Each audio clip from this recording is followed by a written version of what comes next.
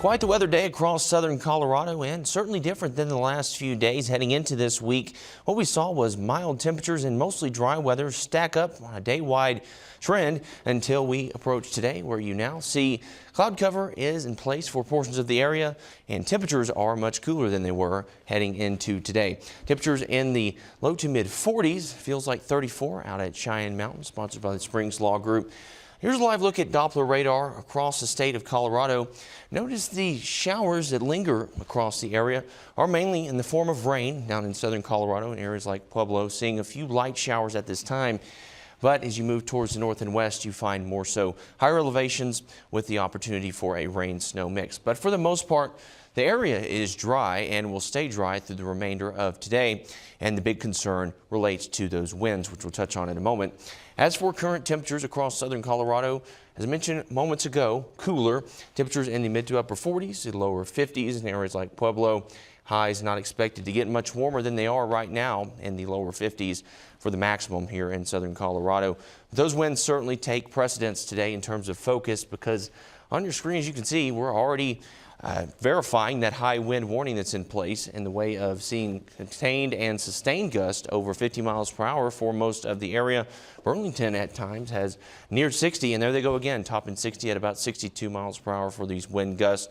Now remember, these are gusts, so the winds are a little bit lighter in terms of sustained winds, but then they jump up to the high wind warning criteria in terms of gusts. But don't discount those sustained winds either. They're just a little bit less than those gusts. The bottom line being, high wind warning is in place for good reason. Gusts 70 to 80 miles per hour, possibly topping 80 miles per hour for most of southern Colorado, if not the entirety of the area. Wind gusts, here's what they look like over the next few hours and into your Wednesday. They do die down just a bit overnight, and we should drop below that high wind warning criteria. To break it down for you in a simple chart, here is what the impacts look like for southern Colorado after a widespread impactful system across the state. You have the high wind warnings, which are currently in place, possible 80-mile-per-hour gust, and that could lead to some wind-driven snow, especially in higher elevations if both, number one, you still have the lingering rain and snow mix, or you have some snow that's stacked up. It'll quickly pick that up and transport it across your field of view, delaying your vision there. But an upper-level pattern does show things starting to change as we move into your Wednesday. We become more mild here in southern Colorado. A batch of cooler air out to our west as you head into Thursday starts to set up our next potential system.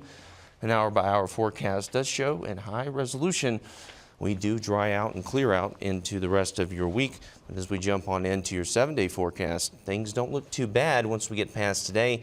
We do have a few impacts to get through the afternoon hours, but luckily those just relate to the wind.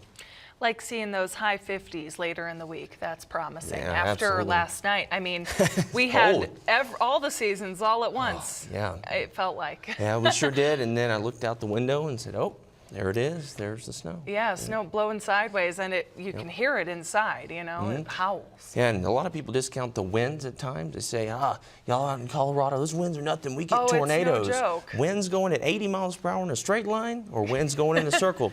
I don't want either part of those. So. If you drive a small, light car like I do, it's also a bit of a challenge to keep it straight on the road. All over the place, line to line there. All right, well, good news on the way. All right, we'll be right back.